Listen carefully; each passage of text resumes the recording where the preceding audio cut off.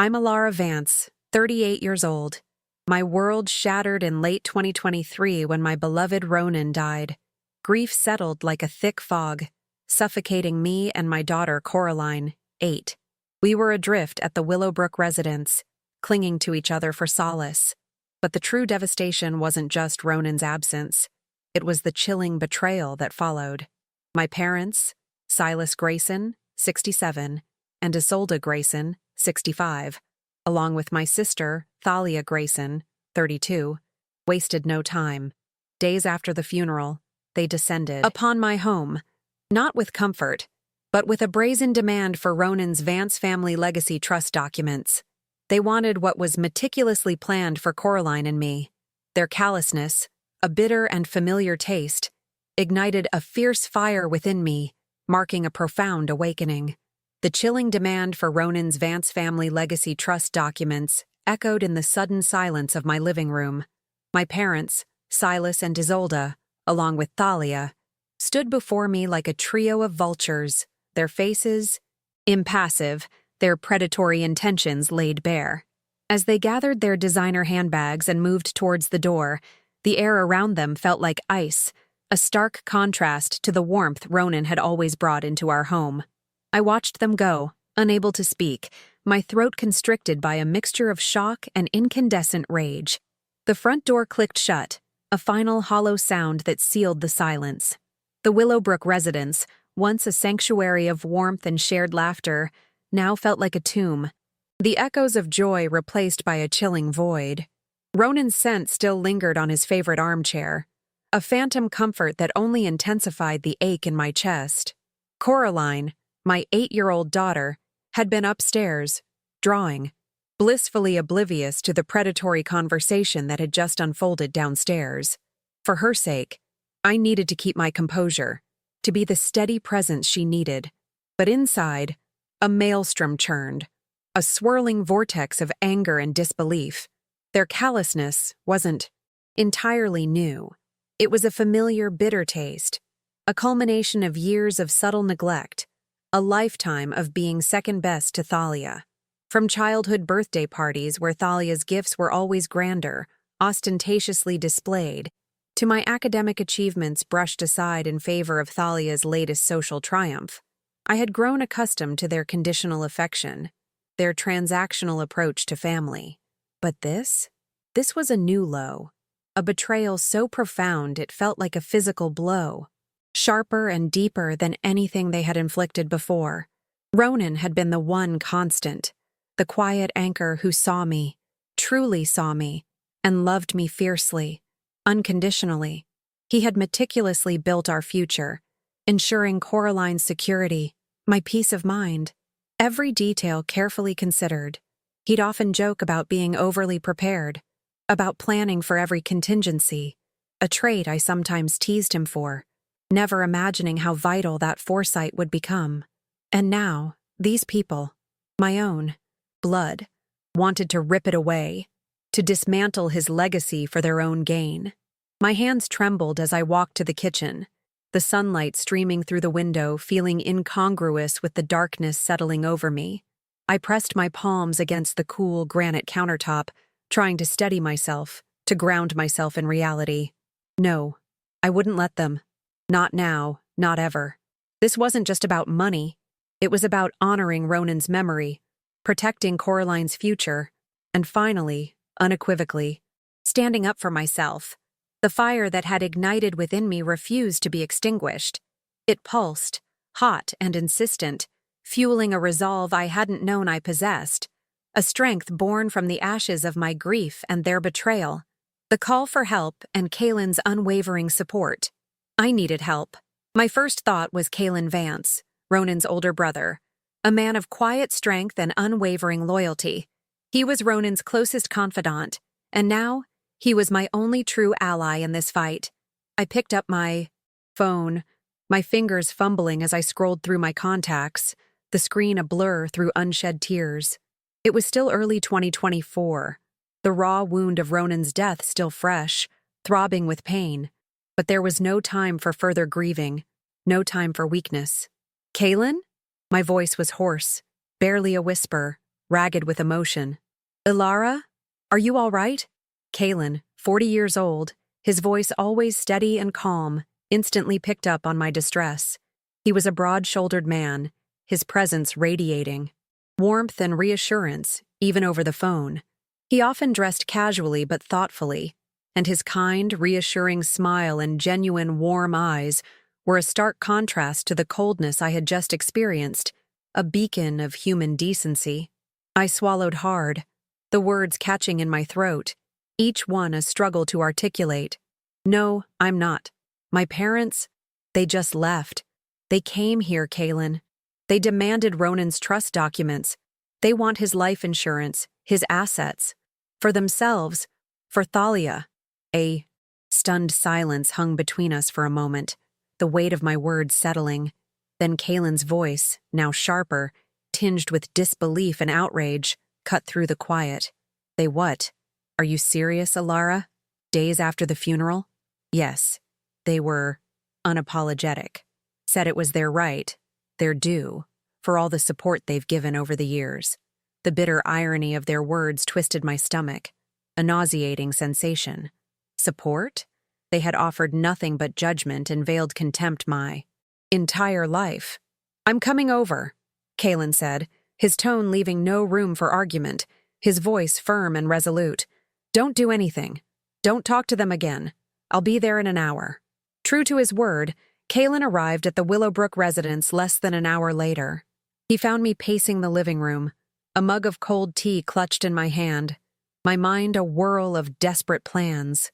Coraline, sensing the tension, had quietly come downstairs, her small, watchful eyes tracking my movements, her usual vibrancy muted by the unspoken distress. She sat quietly on the sofa, sketching in her notebook, a silent observer. Kalen knelt to hug her first, a comforting embrace that seemed to transfer some of his calm to her, a gesture of profound tenderness. Then he turned to me, his gaze full of concern, his brow furrowed.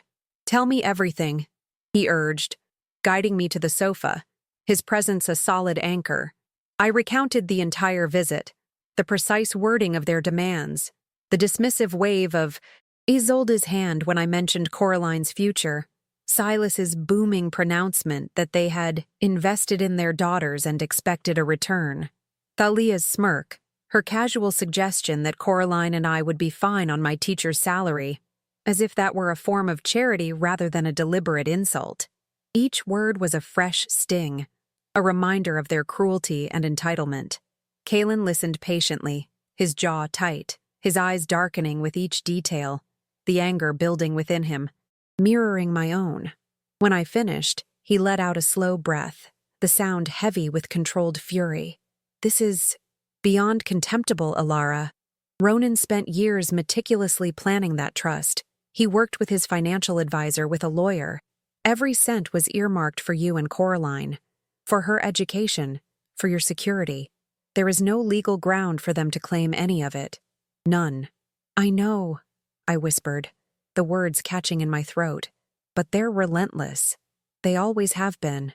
They'll find a way to make my life hell." "Not this time," Kalen said, his voice firm, resolute. "Not while I'm here. Ronan trusted me, Ilara. He made me the co-executor of the Vance Family Legacy Trust documents. He told me specifically that if anything ever happened to him, my priority was to ensure you and Coraline were taken care of, and that no one could touch those funds. He knew them. His words were a balm, a lifeline in the swirling chaos, a reassurance that Ronan had truly thought of everything, anticipating their avarice, protecting us even in death with his meticulous planning. A wave of profound love and sorrow washed over me, a fresh burst of grief for the extraordinary man who had shielded us even beyond the grave. "So what do we do?" I asked, my voice gaining a hint of strength, a spark of resolve. "First, we get a lawyer, a good one, just to send a clear message. Then, we prepare for a fight. They're not just going to back down. This is Grayson Manor we're talking about. Silas and Isolde don't concede anything, ever." Kalen's assessment was accurate. Grayson Manor, That sprawling, opulent estate on its manicured grounds was a fortress of their self-importance, its imposing architecture and lavish, impersonal interiors reflecting their cold, transactional view of the world. Coraline, who had been listening intently from her spot on the sofa, looked up from her notebook, her small face serious, her brow furrowed. "They said Daddy wouldn't want me to be sad," she said, her voice small. "But they made you sad, Mommy." My heart ached, a sharp pang of pain and fierce protectiveness. She was so perceptive, so attuned to the unspoken emotions in the room, seeing through their thinly veiled attempts. "They did, sweetie," I admitted, pulling her into a tight hug, holding her close. "But we're going to be okay. We're going to fight for what Daddy wanted for us. We'll be strong." Kaylin smiled gently at Coraline. "Your daddy was a very smart man. Coraline, he made sure you were safe and loved. He always protected his girls." The power of Coraline's charter. Over the next few days, Kaylin became my shadow, my rock. He handled calls from their lawyers, dismissing their baseless claims with a calm, authoritative demeanor that even seemed to rattle Silas, a man unaccustomed to being challenged. He helped me sort through Ronan's meticulously organized financial records, reinforcing just how thoughtfully Ronan had planned for our future, for Coraline's education and my security, down to the last detail. He cooked meals, played with Coraline, telling her stories about Ronan's mischievous childhood, and simply existed as a grounding force in our lives, a steady, comforting presence. The Willowbrook residence, slowly, began to feel less like a tomb and more like a besieged but resilient stronghold. The garden, though still showing signs of neglect, held the potential for renewal, much like our lives. The Graysons, however, were not. Deterred. Their tactics escalated, becoming more insidious. They resorted to manipulative phone calls, veiled threats, and attempts to turn mutual acquaintances against me. Isolde would call, her voice dripping with feigned concern, questioning my ability to manage Ronan's estate alone, hinting at my emotional instability, and hinting that Coraline would be better off with proper guidance. Silas would leave voicemails filled with thinly veiled accusations of greed and ingratitude, his booming voice designed to intimidate, to wear me down. Thalia, predictably, took to social media, posting passive-aggressive updates about family loyalty and those who forget where they came from, clearly aimed at me, though never naming me directly. She even tried to subtly turn mutual acquaintances against me, whispering half-truths at charity galas and country club events, portraying me as ungrateful and opportunistic. It was infuriating, a constant buzzing annoyance, a low-grade fever that never quite broke, but oddly, it felt less potent than before. Their words, once capable of piercing my self-worth, now bounced off a newfound shield of resilience. Their actions, once so intimidating, now seemed pathetic, desperate, their attempts to isolate me only serving to highlight the true nature of their affection, or lack thereof. My focus shifted. With Kaylin handling the external battle, I turned inward, towards the Willowbrook residence, and, more importantly, towards Coraline. I made sure to spend extra time with her, reading her favorite books, playing board games, listening intently to her stories about school and her imaginary friends. Her quiet demeanor slowly began to shed its muted layer, replaced by flashes of her usual vibrancy, like sunshine breaking through clouds. We started tending to the garden, a small act of defiant hope, a symbolic gesture of life returning. The neglected rose bushes, once overgrown and tangled, began to show new shoots under our careful pruning, a testament to resilience and the promise of new beginnings. We planted new flowers, vibrant petunias and cheerful marigolds, their bright colors a stark contrast to the quiet grief that had permeated the house, a visual reminder of joy and hope. It was a tangible act of renewal, a physical manifestation of our emotional rebuilding, nurturing new growth. Kaylin, true to his nature, became an indispensable part of our daily lives. He didn't just provide legal support, he cooked meals, ran errands, and most importantly, simply was there, a quiet, steady presence. He became a co-conspirator in our quiet moments, sharing stories about Ronan, helping Coraline with her homework, even fixing a leaky faucet that had been bothering me for weeks. He was a grounding force, a steady presence that filled some of the quiet spaces Ronan had left behind, not replacing him, but building new, different foundations of support.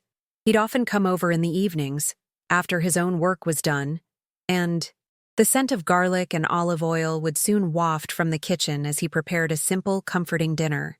We'd eat together, often in companionable silence, sometimes with Coraline chattering about her day. His quiet reliability was a balm to my weary soul. He'd occasionally pull out old photo albums, sharing anecdotes about Ronan's youth that would make Coraline giggle and me smile, bittersweetly. He understood that grief wasn't a linear path, and he was patient with my occasional regressions, my sudden bursts of tears. He simply existed beside me, a steady hand, a reassuring presence, a true family member. It was during one of these particularly draining evenings, after Silas had left another infuriating voicemail, that Coraline came to me. She had been quieter than usual, her expressive, deep-set eyes observing everything with a solemn understanding beyond her years. She approached me hesitantly, clutching a folded piece of paper, her small hand trembling slightly. "Mommy," she said, her voice barely a whisper. "I made something." She unfolded the paper, revealing Coraline's charter of affection. It was a carefully drawn and written bill, complete with crayon illustrations of stick figures and a house. In her neat, childlike handwriting, she had listed charges for true love and support. My eyes welled up as I read it, my heart aching with a mix of tenderness and profound sadness. For bedtime stories when I was scared, priceless. For scraped knees and hugs, unlimited. For listening to my dreams, infinity. For showing up for my school plays, a million stars. For knowing my favorite color, always green. For being my grandparent, not just a name, forever. For family vacations that felt like home, the whole ocean. For calling just to say hello, a sunny day. For being there when Daddy died, my whole heart. I gasped, tears blurring my vision. It was poignant, heartbreaking, and utterly brilliant, an irrefutable indictment of her grandparents. Emotional and financial neglect, penned by the most innocent and truthful hand, a child's pure perception. "Coraline," I choked out, pulling her close, hugging her tightly. This is amazing." She looked up, her little brow furrowed with a seriousness that belied her age. "They said they gave you money for being family, but Daddy always said family was about love, not money." Her simple truth pierced through the layers of adult complexity, hitting me with profound clarity. This wasn't just a child's drawing. It was a weapon, wielded with pure, unadulterated honesty, a moral compass that pointed directly at their hypocrisy. "You know what, sweetie?" I said, a new resolve hardening my voice, a plan forming. "We're going to show them this. We're going to give them their bill." Coraline's eyes widened, a spark of her usual vivacity returning, a hint of mischievous satisfaction. "Really?" "Really," I affirmed, my determination solidifying. The confrontation at Grayson Manor fabbed. Idea, initially a whim born from a child's pure logic, solidified into our strategy. Kalen, after his initial surprise, agreed it was powerfully effective. "It's irrefutable," he said, his eyes gleaming with admiration. "They can't argue with an 8-year-old's truth. It exposes them for exactly what they are." We set a date for a meeting.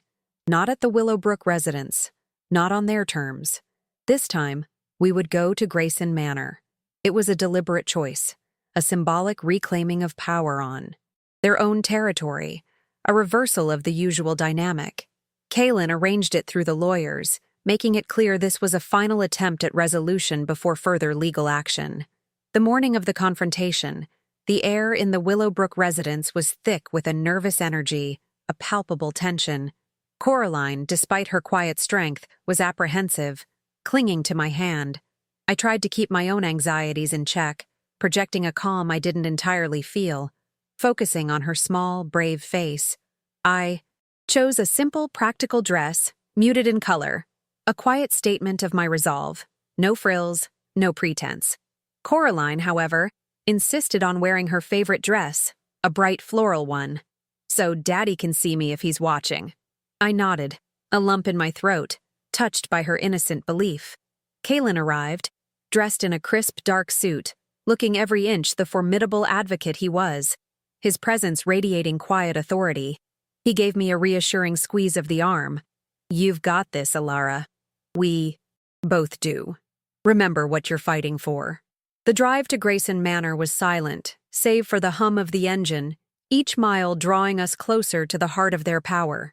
As we approached the exclusive part of the city, the houses grew larger, more elaborate, the lawns more meticulously manicured, reflecting a carefully cultivated image of wealth and status. Grayson Manor itself loomed, a monument to their wealth and their cold, impersonal grandeur. Its imposing architecture seemed to glare down at us, daring us to challenge its occupants, its cold stone walls intimidating. I felt a familiar tightening in my chest, a lifetime of intimidation by this place rising to the surface, a reflex of old patterns. But then I looked at Coraline, clutching her charter of affection tightly, her small face determined, her eyes bright with a child's unwavering sense of justice, and the fear dissolved, replaced by a surge of protective fury, a mother's fierce resolve. A maid, her face carefully neutral, led us into the drawing room. Silas, Isolde, and Thalia were already there, seated on ornate, gilded chairs, their postures stiff, awaiting our arrival.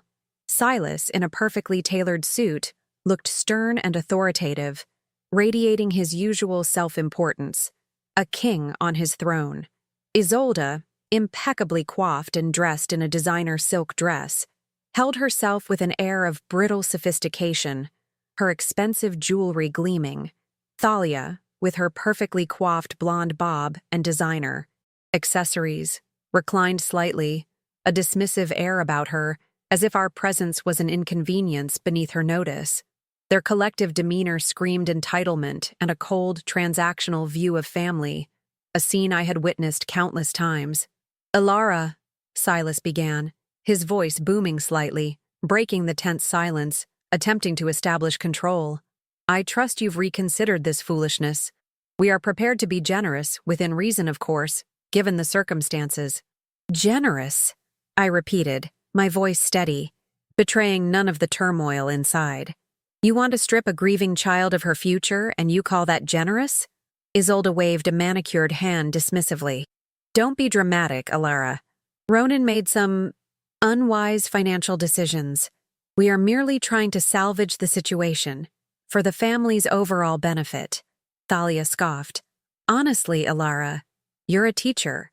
You'll be fine. Coraline will adapt. This is hardly a hardship. Think of all the opportunities this could provide for us." The sheer audacity of her statement made my blood run cold, a chilling reminder of their self-serving nature. Kaylin stepped forward, his presence solid and unwavering, his voice calm but authoritative. "There will be no salvaging, no stripping, and certainly no reallocating of Ronan's assets. The Vance family legacy trust documents are explicit. They are for Alara and Coraline, exclusively. Any further attempts to interfere will be met with immediate and aggressive legal action. Understand that this is not a negotiation." Silas leaned forward, his face reddening, his usual composure cracking. "This is a family matter, Kaylin. You have no place here." "I am Ronan's brother and co-executor of his estate," Kaylin stated, his voice calm but resolute, his gaze firm. "I have every place here. Furthermore, Ronan explicitly entrusted me with the protection of his wife and daughter's financial security, specifically stating that no one, under any circumstances, was to touch those funds. His foresight, it seems, was well placed. The air crackled with unspoken animosity, a battle of wills. This was it, the moment of truth. I looked at Coraline, who bravely stepped forward from behind me, her small hand clutching the folded paper. She walked directly towards the three of them, her tiny figure dwarfed by the opulence of the room, yet radiating a powerful presence. Silas, Isolde and Thalia looked at her, first with mild curiosity, then with a flicker of annoyance, their expressions betraying their impatience. "Coraline, darling," Isolde said, her voice strained, a thinly veiled attempt at politeness. "What is it you have there? We're discussing grown-up matters." Coraline ignored her. She held out the Coraline's charter of affection, unfolded toward Silas. Her eyes, usually so expressive, were unwavering, fixed on his face, holding his gaze. "This is for you," she said, her voice clear and surprisingly strong, echoing in the vast room. "It's a bill." Silas took the paper, his brow furrowed in confusion. He glanced at it, then his eyes widened slightly as he read the words, his features registering disbelief. Isolde leaned in, then gasped, a sharp intake of breath. Thalia, ever dismissive, snickered. "What is this, a drawing? Honestly, Alara, this is absurd." "It's a bill for true love and support," Coraline repeated, her voice gaining confidence, unwavering. "You said you gave Mommy money for being family, but you didn't. Give us love. And Daddy said love is the most important thing." She pointed to the lines she had drawn, the simple, heartfelt charges. "You weren't there for my plays. You didn't know my favorite color. You didn't call just to say hello. And when Daddy died," her voice trembled for the first time, a heartbreaking tremor, "you didn't give Mommy your whole heart. You just asked for money." The silence that followed was deafening, crushing. Silas's face, usually so composed, was a mask of shock and a flicker of something akin to shame, his bravado utterly gone. Isolde's perfectly made-up face paled, her lips parted slightly, her carefully constructed composure dissolving. Thalia's smirk vanished, replaced by an expression of genuine discomfort, her eyes darting nervously. Coraline's simple, irrefutable truth had stripped away their layers of pretense, exposing their emotional and financial absence in a way no lawyer's letter ever could, a child's pure logic dismantling their complex lies. "This is ridiculous," Silas finally blustered, trying to regain his composure, his voice devoid of its usual authority, a hollow echo. "No, Father," I said, my voice cutting through his attempt at dismissal, clear and unwavering. "What's ridiculous is your belief that you can put a price on love, or that you're entitled to Ronan's legacy simply because you're related by blood. Coraline's charter of affection is the only true accounting of what you've given us. Nothing." I stepped forward, taking Coraline's hand, my fingers intertwining with hers. A silent promise of protection. "This is over. You will cease all attempts to claim Ronan's assets. You will cease all communication with us unless it's through Kaylin, and only if it pertains to genuine, unconditional support, the kind of support Coraline just spelled out for you."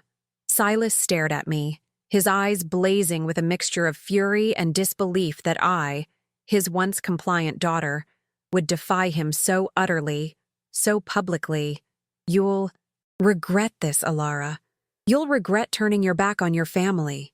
You stopped being my family the moment you asked a grieving widow for her husband's life insurance," I retorted, my voice steady, even though my heart was pounding, a drumbeat of defiance. "You chose money over compassion, over us, and that choice has consequences." I turned, pulling Coraline gently. Kaylin nodded at me, a silent affirmation, and then met Silas's furious gaze with a calm, unyielding stare, a powerful, unspoken warning. We walked out of Grayson Manor, leaving them stunned in their opulent, cold drawing room, their world irrevocably shaken, reclaiming our lives and forging a new family. The imposing doors of Grayson Manor closed behind us with a definitive thud, a sound that resonated not just through the cavernous foyer, but deep within my very bones. It was the sound of a door slamming shut on a lifetime of longing, of striving for acceptance that would never come, but it was also the sound of a new doctor opening, of liberation. Coraline, my small daughter, leaned against me as we walked down the sprawling, manicured pathway. Her hand, which had clutched the charter of affection with such fierce determination just moments ago, now felt small and fragile in mine. Her little body was exhausted, but I could feel a faint sense of triumph emanating from her, a quiet strength that mirrored her father's. I held her close, burying my face in her soft hair, inhaling the faint scent of crayon and childhood innocence. A profound sense of relief washed over me, a powerful current beneath the sharp pain of severing such a fundamental tie. The family I had always yearned for, the one I had tried so hard to please, had finally, irrevocably, shattered. But in its place, a new, stronger definition of family was already forming. Kalen walked beside us, his presence solid and unwavering. He didn't speak, but his hand found my shoulder, a gentle squeeze that conveyed more understanding than any words could. He was my anchor, the steadfast rock that Ronan had known I would need, a silent promise of enduring support. The crisp autumn air of early 2024 bit at my cheeks, but it felt invigorating, cleansing, after the stale, cold opulence of Grayson Manor. The drive back to the Willowbrook residence was quieter, a different kind of quiet than the tense journey there. It was a contemplative silence, filled with the echo of Coraline's clear voice, her simple truth that had cut through their carefully constructed facades. Coraline fell asleep in the back seat, her head resting against the window, the charter tucked safely in her lap. I watched her, a fierce love swelling in my chest. She was my reason, my strength, my light in the lingering darkness of grief, my guiding star. When we arrived home, the Willowbrook residence, though still bearing the quiet weight of Ronan's absence, felt like a true sanctuary once more. The sunlight, now lower in the sky, cast long shadows across the living room, illuminating dust motes dancing in the air, but also highlighting the familiar warmth of Ronan's favorite armchair, the worn edges of Coraline's storybooks on the shelf, reminders of a love that still filled our home. Kalen helped me carry Coraline inside, settling her gently onto her bed. "She was incredible, Alara," Kalen murmured as we stood by Coraline's door, watching her sleep peacefully. "Absolutely fearless. Just like Ronan." A fresh wave of tears pricked my eyes. "Bittersweet." "She is," I whispered. "She has his quiet strength." Kalen nodded. "They won't forget that. They can't. It hit them where it hurts most. Their public image, their carefully crafted narrative of being benevolent patriarchs and matriarchs." "What now?" I asked, turning to face him, the adrenaline of the confrontation slowly receding, leaving me feeling hollow but resolved. "Now," he said, his voice firm. "We reinforce the boundaries. We let the lawyers handle any further communication, and we focus on you two, rebuilding, healing, living." And so, we did. The initial aftermath was a strange blend of quiet peace and lingering tension. The Graysons, predictably, did not simply disappear. Their first move was a barrage of legal letters, thinly veiled threats of defamation lawsuits and challenges to Ronan's will, attempts to regain control through intimidation. But Kalen, true to his word, had already engaged a formidable lawyer, Sarah Jensen, a sharp woman with a no-nonsense demeanor. She dismissed their claims with calm authority, sending back meticulously detailed rebuttals that made it clear we would not be intimidated. Sarah and Kalen worked seamlessly together, forming an impenetrable barrier between us and the Graysons' machinations. Beyond the legal threats, Isolde continued her passive-aggressive phone calls, leaving voicemails dripping with feigned concern for my well-being, suggesting I was unstable after Ronan's death, hinting that Coraline would be better off with proper guidance. Silas called Kalen directly, his booming voice laced with fury, accusing him of manipulating me, of being a vulture. Thalia, true to form, escalated her social media campaign, posting cryptic messages about ingratitude and the burdens of family, clearly aimed at me, though never naming me directly. She even tried to subtly turn mutual acquaintances against me, whispering half-truths at charity galas and country club events, painting a distorted picture. It was infuriating, a constant, irritating hum, but oddly, it felt less potent than before. Their words, once capable of piercing my self-worth, now bounced off a newfound shield of resilience. Their actions, once so intimidating, now seemed pathetic, desperate.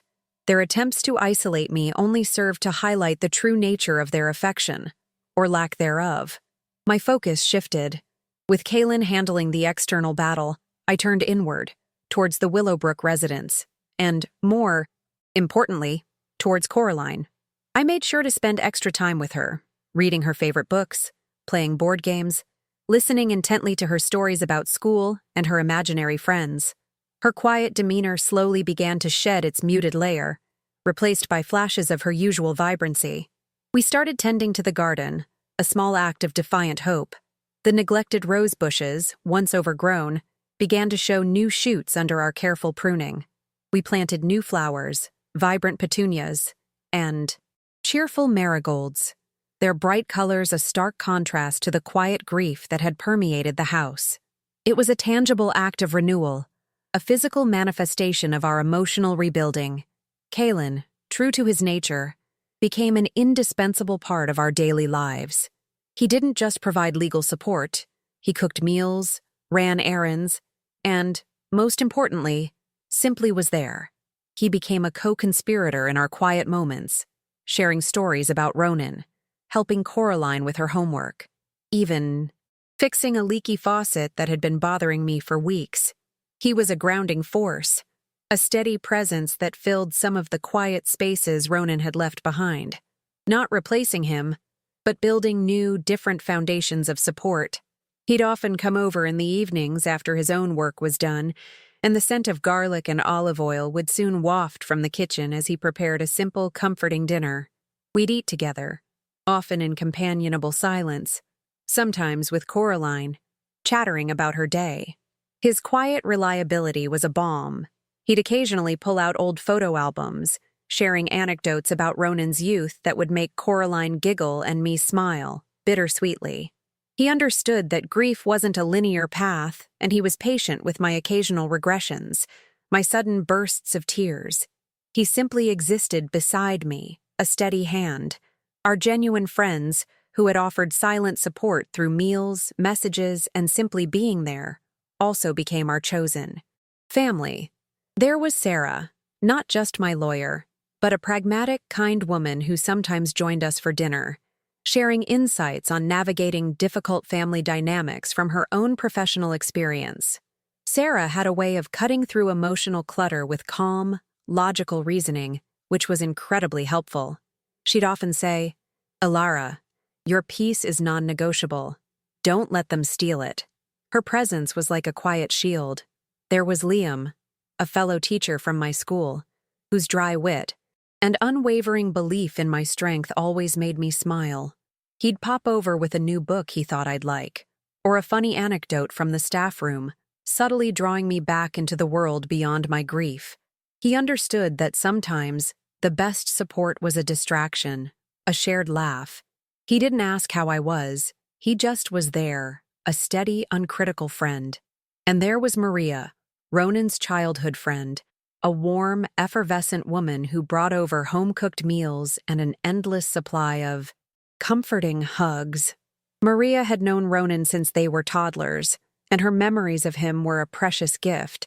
She'd reminisce about his quirky habits, his generosity, the way he'd always made her feel seen. Her stories kept his spirit alive in our home, not as a ghost, but as a beloved presence. She saw through the Graysons' facade immediately and had no qualms about expressing her quiet disdain for their actions, which, in its own way, was comforting validation. They didn't pry, didn't offer unsolicited advice, but simply offered companionship and genuine care. They were the true wealth, the real legacy. This circle of genuine connection, built on shared history, mutual respect, and unconditional love, was slowly filling the void left by my biological family's betrayal. It was a revelation, this understanding that family wasn't just about blood, but about chosen bonds. As the weeks turned into months in early 2024, the legal skirmishes with the Graysons continued, but they became background noise, a faint, irritating hum. Sarah Jensen ensured that the Vance family legacy trust documents remained untouched, inviolable. The Graysons' attempts to question Ronan's sanity or financial acumen were systematically dismantled by Kaylin's meticulous records and Ronan's own foresight in structuring the trust so carefully. They had no legal ground, and eventually, their lawyers, perhaps realizing the futility and cost, began to pull back. The direct attacks dwindled to a trickle, then stopped. The social attacks, however, were more insidious. Thalia continued her veiled barbs, and Isolde occasionally spread rumors about my unsuitability to manage Ronan's estate, suggesting I was reckless with money. But the effect was minimal. Most people who knew Ronan, or knew me, saw through it, and for those who didn't, their opinions mattered less and less.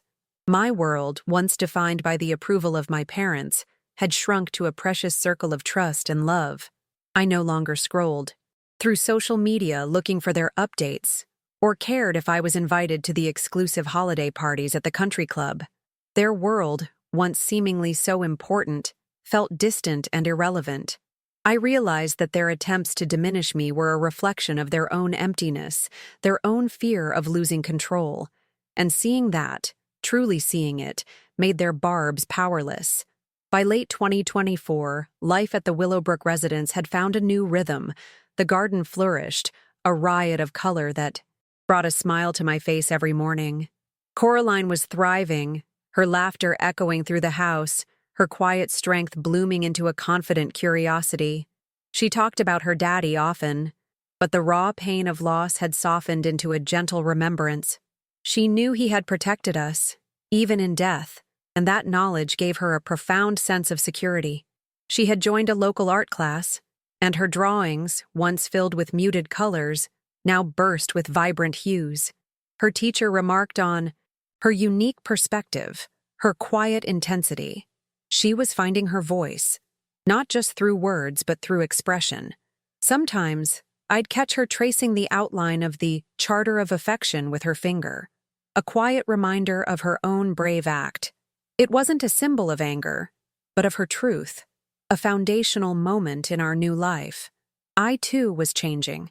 The overwhelming grief that had initially paralyzed me had transformed into a deep, abiding sorrow, but it no longer defined me. The anger at my parents, once incandescent, had cooled into a firm resolve, a quiet strength. I realized I no longer needed their approval, their recognition. Their attempts to wound me simply highlighted their own emptiness, their own inability to connect authentically. I was free of their conditional affection, free to define my own worth. It was a liberation I hadn't known I craved until it was mine. The relentless pursuit of their validation had been an invisible weight I'd carried my entire life. Now, that weight was gone, and I felt lighter, more authentically myself than ever before. I started waking up with a sense of purpose, not dread. The quiet moments in the morning, sipping coffee on the porch as the sun rose over the blooming garden, became moments of profound peace. I started volunteering at a local grief support group, finding solace in helping others navigate their own losses. It was a way to honor Ronan's empathetic spirit, and it helped me channel my own pain into something meaningful. I found a renewed sense of purpose, not just as a mother, but as a woman who had weathered a storm and emerged stronger. Listening to others share their stories, I saw reflections of my own journey, and the shared vulnerability created a powerful sense of community. I realized that my experience, painful as it was, could be a source of strength for others. It was a quiet way to pay tribute to Ronan's legacy of kindness and generosity, a way to ensure that his spirit, which had always sought to uplift others, continued to do so, even in his absence. Meanwhile, whispers about the Graysons began to filter back to us, not from malice, but through the natural currents of our shared community. Their carefully constructed image, once seemingly impregnable, had begun to crack. Coraline's confrontation, simple and truthful as it was, had resonated more than they could have imagined. People talked. They wondered. The brazenness of their demand for Ronan's trust, so soon after his death, was too much even for some of their most loyal associates. Silas Grayson, a man who had built his empire on appearances, found his business dealings under a subtle but growing scrutiny. Deals that once seemed assured now faced unexpected delays. A lucrative partnership with a prominent tech firm, one he had been cultivating for years, quietly fell through. The official reason cited as differing corporate values. Competitors subtly, but effectively, highlighted his aggressive tactics and a growing reputation for prioritizing profit over all else, a narrative fueled by the whispers of his callousness towards his own grieving daughter and granddaughter. At the prestigious Metropolitan Club, where he once held court, conversations would subtly shift, smiles would tighten, and invitations to exclusive golf tournaments became less frequent. His usual bravado seemed to shrink under the weight of this quiet, pervasive disapproval.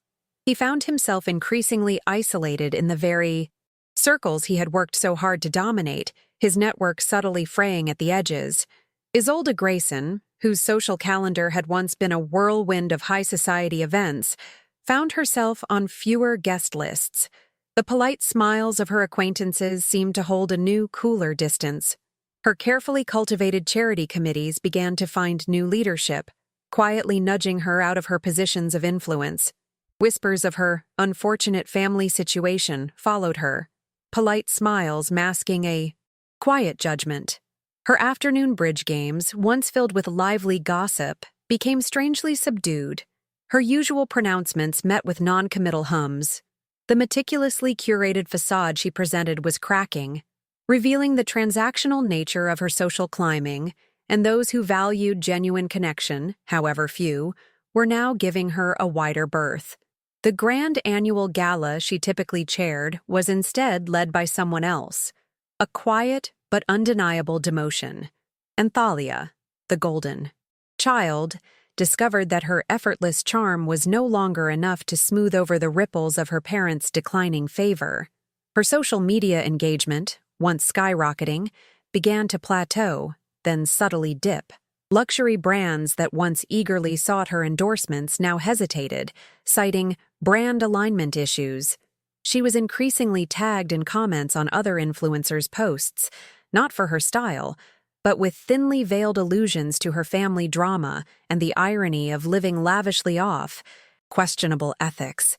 Her superficiality, once dismissed as harmless, now seemed a direct reflection of her family's true character, amplified by the digital echo chamber. The effortless glow she projected had dimmed, replaced by an underlying anxiety that even her flawless makeup couldn't entirely conceal. The grandeur of Grayson Manor, once a symbol of their success, now felt increasingly isolated, a gilded cage that had become a prison of their own making. Their once vibrant social calendar was noticeably emptier, their phone ringing less often. The silence in the cavernous halls of Grayson Manor grew louder. Their painful process of self-reflection wasn't a sudden epiphany. It was a slow, agonizing erosion of their public standing, their sense of entitlement. It was the quiet withdrawal of former allies, the subtle shift in social dynamics that they, who lived by appearances, could not ignore. They started to feel the true cost of their transactional view of relationships. The prestige and influence they had built their lives around were subtly, but surely, slipping away. The lavish parties they hosted felt increasingly hollow, attended by fewer and fewer people who truly mattered to them, replaced by those merely seeking to maintain a tenuous connection to a fading empire. They were experiencing the very isolation they had once inflicted on me. It was late 2025 when the first tentative outreach came, not directly from Silas or Isolde, but through a mutual acquaintance, Charles, a distant cousin of Ronan's who had always maintained a respectful distance from the Graysons' more unsavory dealings. Charles, a kind man with a gentle demeanor, approached Kaylin first, relaying a message that Silas and Isolde were deeply concerned about the ongoing estrangement and wished to clear the air, to address past misunderstandings. The language was careful, couched in civility, yet still hinting at their inability to fully own their transgressions. Kaylin and I discussed it at length. My immediate instinct was to refuse. The wounds were still there, perhaps not raw, but certainly sensitive. The thought of facing them again, of opening myself up to their manipulations, made my stomach clench. But Kalen, ever pragmatic, suggested we hear them out. "It's an opportunity, Alara," he'd said, his voice calm and steady, "to set the terms, once and for all. To show Coraline that strength isn't just about fighting, but about choosing your battles, and, sometimes, choosing peace, on your own terms. It's about taking back control of the narrative, on your ground, not theirs." His logic was irrefutable. It wasn't about forgiveness on my part, but about establishing an unassailable perimeter around our peace. I agreed, but with strict conditions. The meeting would be at Sarah Jensen's office, a neutral territory, ensuring professional conduct and a clear record. Kalen would be present, both as my support and as a witness. And Coraline would not be. This was a conversation for adults, and she had already delivered her powerful truth. She didn't need to witness their potential remorse or lack thereof, nor did she need to be exposed to their transactional nature again. Her peace was paramount. The meeting itself was surreal. Silas and Isolde sat opposite us, looking older, somehow diminished, their usual imperiousness replaced by a guarded tension. The air in Sarah's sleek, modern office was thick with unspoken tension, every polite cough, every rustle of clothing amplified. Silas, surprisingly subdued, spoke first, his voice lacking its usual booming authority. He talked about difficult times, stress, and misguided intentions, but notably not about greed or betrayal, sidestepping the core of their transgression. Isolde, for her part, offered a clipped, almost practiced apology for any distress caused, her eyes still sharp, but lacking their former assessing glint. She smoothed down her expensive silk dress, a nervous gesture. Thalia was conspicuously absent. Perhaps she couldn't bring herself to face the consequences, or perhaps they deemed her presence unhelpful, too prone to outburst or a display of outright boredom. It was clear they were there not out of genuine remorse, but out of necessity, a desperate attempt to salvage what little remained of their reputation, and to perhaps, just perhaps, reconnect with the source of Ronan's legacy, however unattainable it might now be. Their words felt like carefully chosen phrases from a crisis management playbook, rather than genuine expressions of regret. "We realize," Silas said, his gaze flickering to Kalen, avoiding my direct stare, "that our actions were unfortunate. We regret the impression we may have given." "Impression?" I said, my voice quiet, but firm, cutting through his carefully constructed euphemisms. I leaned forward slightly, meeting his gaze directly. "You didn't give an impression, Father. You made demands. You chose money. Over your daughter, over your grieving granddaughter. You tried to exploit a tragedy for financial gain. Let's be clear about what happened." Isolde flinched, her composure briefly faltering. She opened her mouth as if to protest, but a quiet, firm look from Sarah Jensen stopped her. "The only reason we are even here," I continued, my voice gaining strength, "is to make it absolutely clear that there will be no further attempts to touch Ronan's trust. Not now, not ever. The Vance family legacy. Trust documents are immutable, and there will be no further attempts to undermine my family, or to spread untruths about us. Any such attempts will be met with immediate and decisive legal action, and a complete cessation of any contact." Silas nodded slowly, a grudging concession etched on his face, his jaw tight. "We understand. We have reconsidered our position on the financial matters." The words were pulled from him, forced, but it was a concession nonetheless, a critical step. "As for family," I continued, "Coraline and I have built our own. One based on genuine love and respect, not on financial transactions or social standing. One that understands empathy and support, not just material gain." I looked from Silas to Isolde, allowing my gaze to linger, to convey the full weight of my words. "If you truly wish to be a part of our lives, it will be on our terms. It will be conditional. It will be built on showing up, on genuine interest, on unconditional affection, not on what you can gain from us. It will require consistent effort, respect for boundaries, and a complete cessation of any manipulative behavior. And if those conditions are not met, there will be no second chances. There was a long silence, heavy with the weight of my uncompromising terms. They were used to dictating, not negotiating. They were used to people bending to their will, not standing firm against it. But their options were limited. Their usual power plays had failed, and their public standing was suffering. This was their last best chance to salvage any kind of relationship, even a tenuous one. "We understand," Isolde said finally, her voice thin, a rare tremor in her usually unshakable demeanor. "We would like to try." "Then try," I said, a flicker of something unreadable in my eyes. It wasn't warmth, not yet, perhaps never. It was a pragmatic opening, a guarded possibility. But know that trust, once broken, is not easily rebuilt, and my priority will always be Coraline's well-being and peace of mind. Any action that threatens that will end this arrangement immediately. The path towards a cautious and conditional reconciliation was slow, agonizingly so.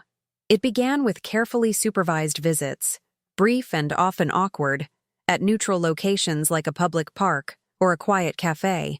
Silas and Isolde would attempt to engage with Coraline, often defaulting to material gestures, a lavish gift, an expensive toy, a designer doll for her birthday, a miniature remote control car. But Coraline, with her quiet perceptiveness, often preferred a simple story from Kaylin or a shared walk in the garden with me. She would politely accept the gifts, but her eyes held a subtle distance, a quiet understanding of the boundaries that existed. She was never rude, but she was never fully open either. She understood intuitively that genuine affection wasn't bought with shiny new things. She would sometimes bring a book to these meetings, her nose buried in its pages, as if creating a small, invisible shield around herself, a quiet act of self-preservation. I didn't forgive them entirely. Forgiveness, I realized, was a deeply personal journey, and it wasn't a prerequisite for setting boundaries or for finding my own peace. What I offered was acceptance of their attempt, a willingness to see if they could change, however incrementally. It was a pragmatic peace, not a full emotional embrace. There was no forgetting, no erasing the pain they had caused. But there was a willingness to explore if a new, more respectful, and conditional form of interaction was possible. Kaylin remained by my side, a vigilant observer, ensuring that the boundaries were maintained, his presence a silent reminder of our united front. He'd often step in to redirect conversations, subtly guiding them away from personal questions or attempts to subtly undermine me. His quiet authority, a powerful deterrent. The Willowbrook residence continued to be our sanctuary, a place filled with laughter, the scent of fresh baking, and the quiet comfort of chosen family. The garden, now lush and vibrant, a riot of roses, hydrangeas, and fragrant herbs, symbolized the resilience of life after devastation, the beauty that could emerge from loss. It was a living testament to our rebuilding, a physical manifestation of the care and effort we had poured into our lives. Ronan's memory was not just a source of grief, but a wellspring of strength, his foresight protecting us, his love guiding us. His presence was in the quiet hum of the house, in Coraline's gentle smile, in the steadfast loyalty of Kaylin. My journey had become one of transforming unbearable loss into resilient strength. I had faced betrayal, navigated profound grief, and emerged with a new definition of family, one forged in the fires of adversity and built on unwavering respect and genuine love. It wasn't perfect, it wasn't easy, but it was real. And in that reality, there was a profound sense of peace. The battle was over, the war won. Our future, once shrouded in the dark clouds of grief and betrayal, now shimmered with the quiet promise of a life rebuilt, stronger and truer than before. We stood on solid ground, no longer swayed by the whims or conditional affections of others. Our roots ran deep now, anchored by love and resilience. I am Alara Vance, and this is my story, still unfolding, but finally, truly, unequivocally, mine.